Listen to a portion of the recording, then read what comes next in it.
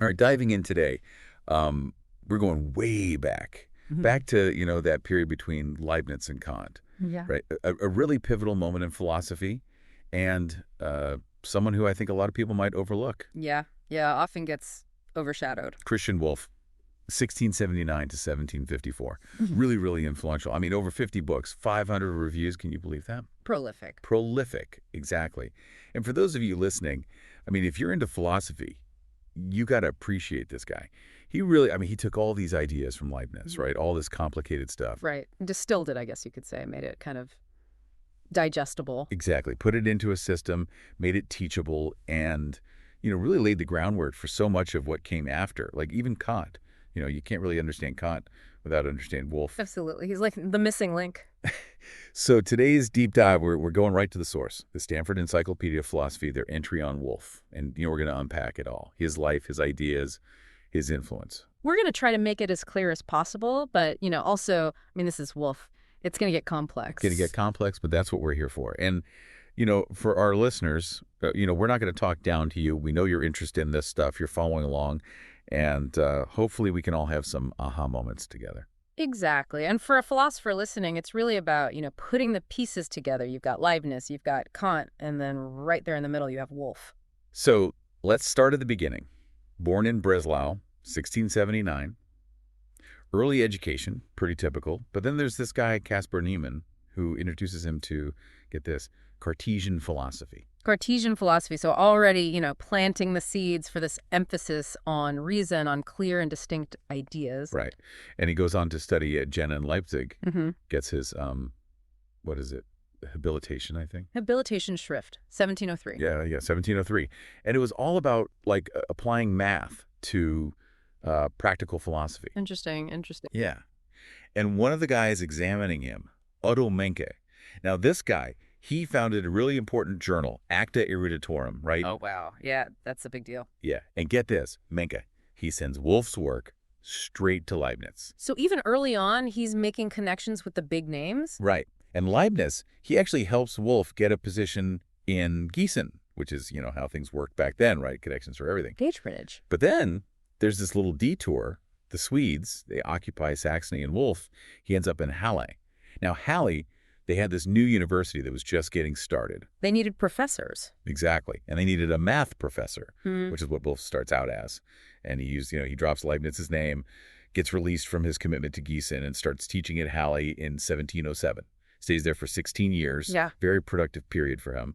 He starts out with math and science, but then around 1710, his focus shifts to philosophy. Really starts to delve into those deeper questions. And in 1713, he publishes his first major philosophical textbook, The German Logic, all in German, which is kind of a big deal, which we'll come back to They're later. breaking with tradition there. And then in 1719, 1720, he publishes The German Metaphysics.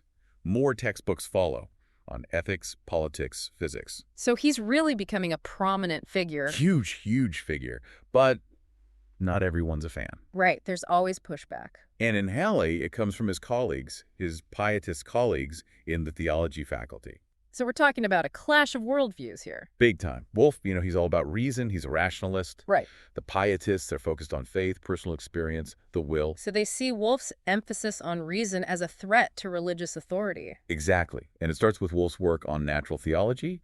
Then he gets really popular with the students. I mean, imagine that. Charismatic professor. Right. And it all comes to a head in 1721 when Wolff gives his rectoral address. Now, in this address, he argues that Confucian moral philosophy is compatible with virtue. So basically saying, you don't need Christian revelation to be a good person. That's how the pietists saw it, yeah. Yeah. And they were not happy. Understatement. Yeah. Wolff, he refuses to, let the theology faculty censor his lectures. He's standing his ground. He's like, no, this is philosophy. You guys stay in your lane. Academic freedom. Right. But the pietists, they have some friends in high places, and eventually they get the ear of King Friedrich Wilhelm I.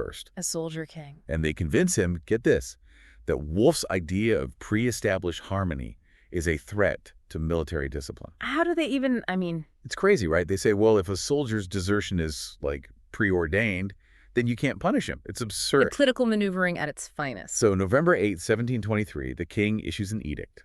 Wolff is dismissed, given 48 hours to leave Brandenburg, And the penalty for not leaving, hanging. Wow, they were serious. Yeah. Wolff, he leaves immediately. He even refunds his students' fees. But here's the thing. This whole expulsion, it makes him a celebrity. Just Streisand effect. Exactly. Voltaire even writes about it. People see Wolff as a martyr for reason. Standing up to dogma. And he gets tons of job offers. He chooses Marburg. Interesting choice. Yeah, because Marburg was a Reformed university and Wolff was Lutheran. A little awkward, but they made an exception for him. They did. And in Marburg, he's super productive. He starts translating his works into Latin, Latin logic, ontology, cosmology, you name it. Expanding his audience. Big time. And eventually, Friedrich Wilhelm I, he tries to get Wolff back to Halle. Change of heart. Maybe. But Wolff, he stays in Marburg until, that is, the Soldier King dies and his son, Frederick the Great, takes over. Now, Frederick the Great, he was a fan of Wolff. More enlightened. Yeah, and he offers Wolff a professorship and the vice-chancellorship at Halle. Wolff goes back in 1740 and keeps on teaching and writing until he dies in 1754. So what shaped this guy's philosophy? What were his influences? Well, we've already talked about Descartes, right, through Neumann. Right. But he was also really into late scholastic philosophy, specifically the work of Johannes Scharf. Okay. And of course, math was huge for him. I mean, he was teaching calculus. He was the first in Germany to do that, right? Yeah, pretty groundbreaking. And through math, he comes into contact with people like G.A. Hamburger and J.C. Sturm. Sturm, yeah, I remember reading about him. He wrote that textbook on Euclid. Yeah. And Wolff actually said that struggling to understand some of the stuff in Sturm's book actually helped him figure out the methods of geometric demonstration. Interesting how those, roadblocks can actually be beneficial. Absolutely. Sometimes you have to get lost to find your way. And then there's this guy, Tschirnhaus. Yeah, he's an interesting one, often overlooked. Right. But he had a big impact on Wolff, especially when it came to scientific method. He was a scientist, a mathematician. He had connections to Descartes, even to Spinoza's circle. Really? Yeah. And his main philosophical work was this book called Medicina Mentis, which, it was all about finding a rigorous method for discovering truth. So basically, he was trying to create a science of knowledge. Right. And Wolff, he was really into it. He read it carefully, annotated it, even met up with Tschirnhaus to talk about it. And it's too bad that Tschirnhaus had all his unpublished manuscripts destroyed after he died, kind of like Spinoza. Yeah, a real loss for intellectual history. So we can only imagine what other insights they might have contained. But anyway, back to Wolff. You can't talk about his influences without talking about Leibniz. The elephant in the room. Right. I mean, Wolff is often seen as Leibniz's disciple. And they did agree on a lot of things. The importance of metaphysics. The principle of sufficient reason. Pre-established harmony. But it's more complicated than just saying Wolff was a follower. Right, because he developed his own take on those ideas. And also, their relationship, especially early on, was really focused on math. That was their common language. Right, and most of Leibniz's, mature philosophical works, they weren't published until after he died. So Wolff was working with what was available at the time. The Theodicy, that was the main thing. But there was one really important posthumous work that did have a big impact on Wolff, the Leibniz-Clark correspondence. Oh, yeah, that was published in 1717, right? Yeah, in English. And then Wolff himself actually wrote the preface for the German translation, which came out in 1720. Showing how important it was to him. And that correspondence, it really exposed Wolff to Leibniz's ideas about space and time and his arguments for the principle of sufficient reason. But it also, I think, made Wolff even more critical of Newtonian physics. And that's one of the reasons why ontology becomes so central to Wolff's system. Right, because he realized that you need a really solid foundation to build your metaphysics on. You can't just take those basic concepts for granted. You have to really examine them, define them, and see how they all fit together. And that's what Wolff tries to do. And he even says, my philosophy starts where Leibniz's ends. Bold statement. But it shows that he wasn't just trying to copy Leibniz. He was trying to take those ideas and go further. Yeah. Now, let's talk about Wolff's own conception of philosophy. His whole approach. Yeah. One of the first things you notice is that he writes in German. Not Latin. Right. Which was very unusual for a philosopher at that time. It was a deliberate choice. And there were a couple of reasons for it. One was strategic. I mean, there weren't a lot of philosophical works in German at that time. So by writing in German, he was filling a gap. Creating a new audience for philosophy. And he was also kind of, pushing his own agenda because German universities, they were still using these old, outdated textbooks. Stuck in the past. Yeah. But Wolff, he wanted to bring German philosophy into the modern world. And make it relevant. Right, and that's the other reason he wrote in German. He believed that philosophy should be useful, should have practical value. Not just abstract speculation. He wanted to make it accessible to everyone. So he was a popularizer in a way. Yeah, but not in a, like, dumbing it down kind of way. He was still very rigorous. I mean, his definition of philosophy is the science of all possible things. Ambitious. Yeah. And for him, science wasn't just about collecting data, it was about demonstration. Showing how things are connected. And he thought reason was the key to that. Reason could help us understand the order, the connections between things. And he even had this idea of the order of science, where different disciplines were arranged hierarchically. With ontology at the bottom, right? Yeah, the foundation. Yeah. And then cosmology, and then physics. And you might think, well, this sounds pretty dogmatic, right?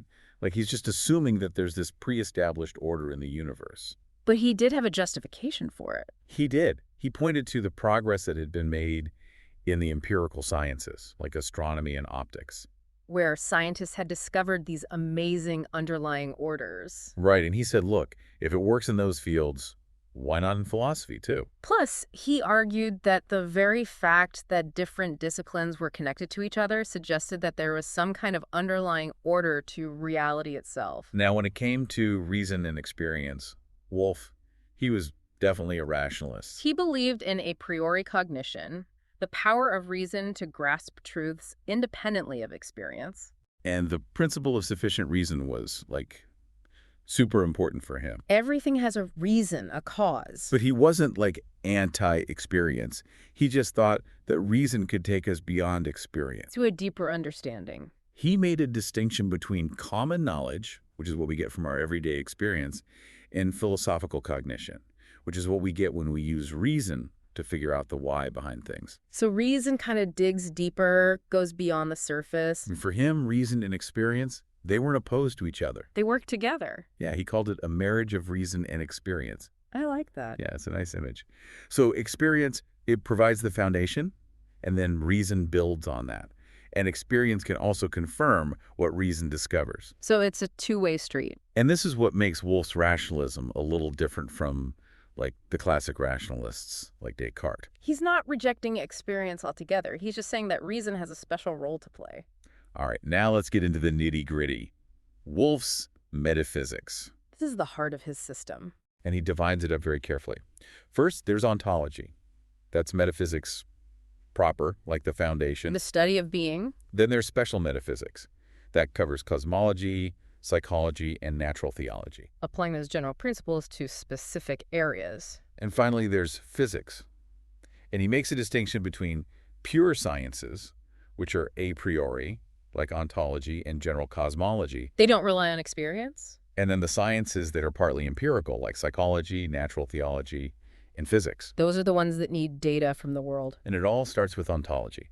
And for Wolff, ontology is based on two fundamental principles. Two pillars. The principle of contradiction and the principle of sufficient reason. Pretty basic, right? But essential. So the principle of contradiction, this is like the most basic principle of thought. You can't say something is and isn't at the same time. It just doesn't make sense. And for Wolff, this principle, it wasn't just about logic.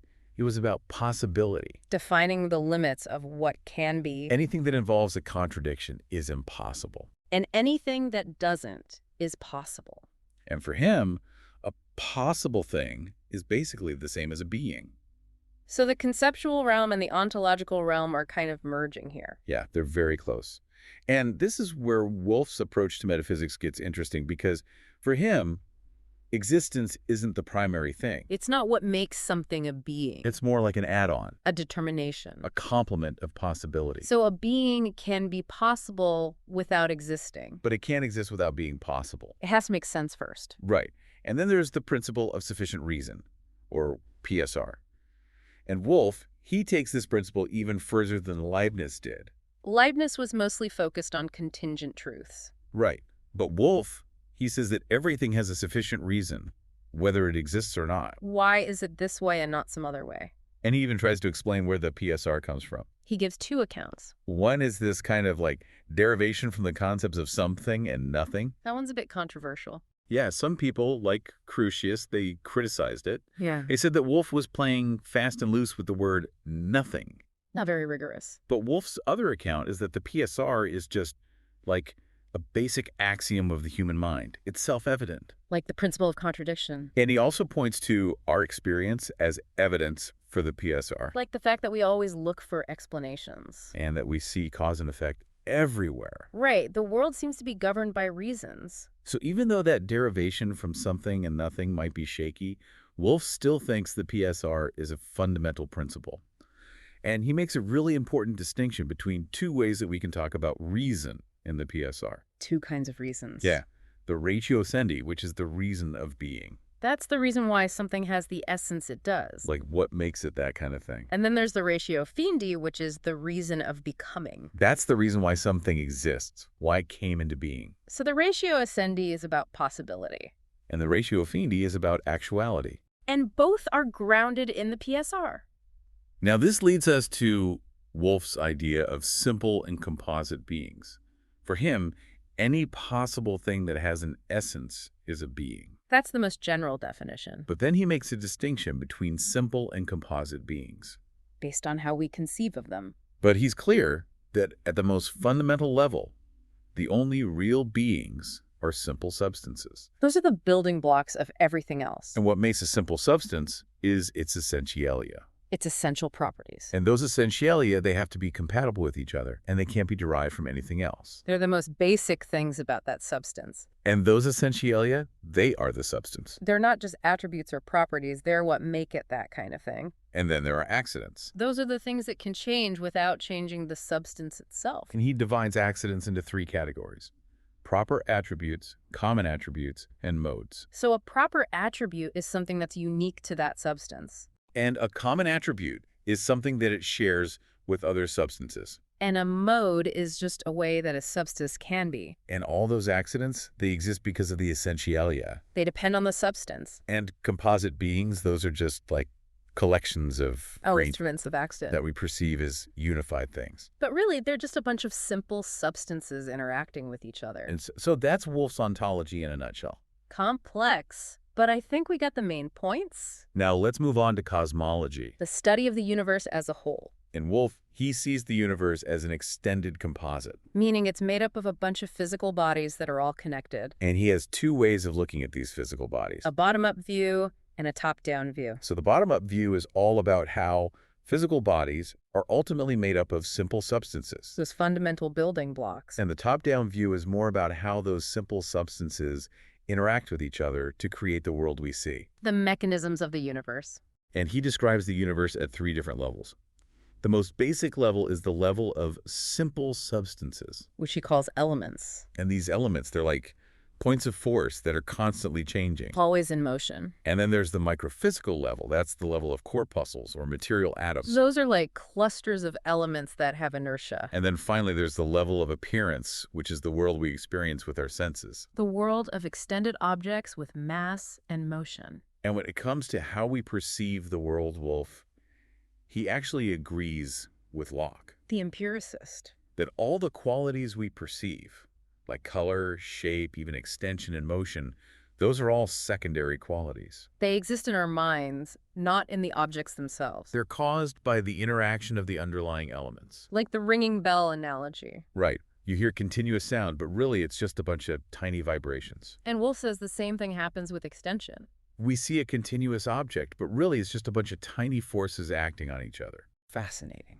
And when it comes to space and time, Wolff, he makes a distinction between particular space, which is the space occupied by a specific body, Like the space my body takes up. and general space, which is just the order of all the bodies in the universe. And a coordinate system. And he says that general space, it doesn't really exist objectively. It's just how we perceive things. It's a mental construct. But time, for him, is a little different. He thinks time is objective. It's the order of successive events. And it applies to everything, even those fundamental elements. And he's clear that time isn't a substance. It's just a measure of change. How fast or slow things are happening. And he also says that the way those elements interact with each other, it's temporal. not spatial. Meaning it happens over And time. because of all these interactions, because everything in the universe is connected, Wolff says that the universe is a totem substantial. A substantial whole. It's not just a random collection of things, it's a unified system. And that unity comes from the real connections between the parts. Now, let's move on to psychology. The study of the soul. And Wolff, he makes this really important distinction between empirical psychology and rational psychology. Two different ways of studying the same thing. Empirical psychology is all about observation, Looking inward at your own mind. and rational psychology is about using reason to figure out what those observations mean. Going deeper. And for Wolff, these two approaches, they weren't separate. They were part of the same science. A unified science of the soul. And he called it, you guessed it, the marriage of reason and experience. Love that metaphor. So empirical psychology, it provides the data, the starting point. And then rational psychology takes that data and runs with it. And empirical psychology can also confirm or disconfirm what rational psychology comes up with. It's a feedback loop. So in his empirical psychology, Wolff, he starts with the Cartesian idea that the one thing we can be sure of is our own consciousness. Cogito ergo sum. Right. And then he goes on to describe all the different faculties of the soul. The powers of the mind. And he divides them into two main categories: cognitive faculties and appetitive faculties. Knowing and wanting. And each of those categories, he divides it into lower and higher faculties. So the lower cognitive faculties are the ones that are more basic, more connected to the senses. Like sensation, imagination, memory. And the higher cognitive faculties are the ones that are more abstract, more intellectual. Like attention, reflection, understanding, and reason. So it's like a hierarchy of mental powers. And then there are the appetitive faculties. The lower ones are our desires and aversions. What we're drawn to and repelled by. And the higher ones are our will. Our ability to choose. And Wolff, he's a compatibilist when it comes to free will. Meaning he thinks free will and determinism can coexist. And he also talks about the union of the soul and body, how they interact. The mind-body problem. But he says that we don't actually experience the soul causing changes in the body, or vice versa. We just experience them happening together. Now, rational psychology, it takes all this stuff from empirical psychology and tries to figure out the deeper truths about the soul. Using logic and reason. So, for example, it tries to answer the question, what is the soul? What is its essence? And Wolff, he argues that the soul is distinct from the body, that it's simple, meaning it's indivisible. And that it's a substance. And he bases this on the fact that we have consciousness. If we can think, we must be something. And then there's the question of how the soul and body interact. Which, as you said, is a really tough problem. And Wolff, he considers all the different options that were out there at the time. Like physical influx theory, which says that the soul and body directly influence each other. And occasionalism, which says that God intervenes every time there's an interaction. And pre-established harmony, which says that God set up the universe in such a way that the soul and body are perfectly synchronized. And Wolff, he thinks pre-established harmony is the most likely explanation. But he admits that it's just a hypothesis. And finally, rational psychology deals with the question of the soul's immortality. Does it survive the death of the body? And Wolff, he gives several arguments for why he thinks it does. One argument is that the soul is simple, so it can't be destroyed. Another argument is that the soul is spiritual, so it's not subject to the same laws of nature as physical things. And another argument is that we have memories and imaginations, which suggests that there's some part of us that persists over time. Now, all this stuff about the soul, it was pretty controversial in Wolff's time. And it still is today. But it shows how Wolff was trying to build a comprehensive system that could explain everything. From the most basic principles of being to the nature of the human mind. And finally, we come to natural theology. The study of God through reason. And Wolff, he defines it as the science of those things that are possible through God. So it's not just about proving that God exists. It's also about figuring out what God is like. What are his attributes? Right, and Wolff, he gives two main arguments for God's existence. One is a posteriori, meaning it starts from our experience of the world. And the other is a priori, meaning it starts from the concept of God. So the a posteriori argument goes like this. We exist. We're contingent beings. Meaning we could have not existed. And everything that's contingent has a cause. So there must be some ultimate cause that's not contingent. A necessary being. And that necessary being is God. Now, the a priori argument goes like this. We have the concept of God. The most perfect being. And that concept includes the idea of existence. because a being that doesn't exist is less perfect than a being that does. So God must exist. Now, once Wolff has established that God exists, he goes on to describe God's attributes, Like his understanding. which is infinite, God knows everything. and his will. Which is also perfect. God always chooses the best possible world. And his wisdom. God always knows the best way to achieve his goals. And his goodness. God is perfectly good. And all these attributes, they follow logically from the concept of God. And Wolff, he also spends a lot of time criticizing other views about God. Like atheism. And Spinozism. And he's not just like dismissing those views out of hand. He's actually engaging with them, trying to understand them. And this is something that's really impressive about Wolff. He's always willing to take other perspectives seriously. He's not afraid of disagreement. And he thinks that by arguing with people, by challenging their ideas, we can actually get closer to the truth. Iron sharpens iron. Right.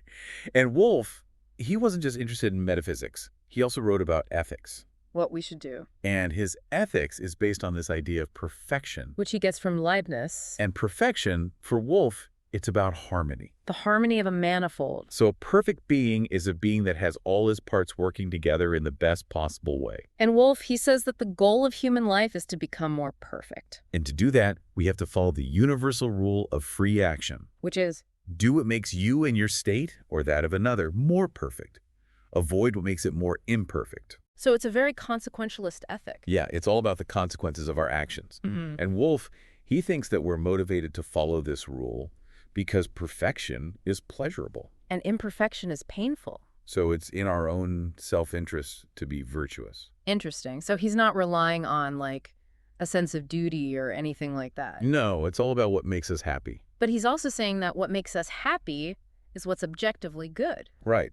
And he even says that moral obligation, it doesn't come from God. It's not about divine command. It comes from the nature of things. From the inherent order of the universe. And this is why he was so impressed by Confucian ethics. Which, as we know, got him into some trouble. Yeah.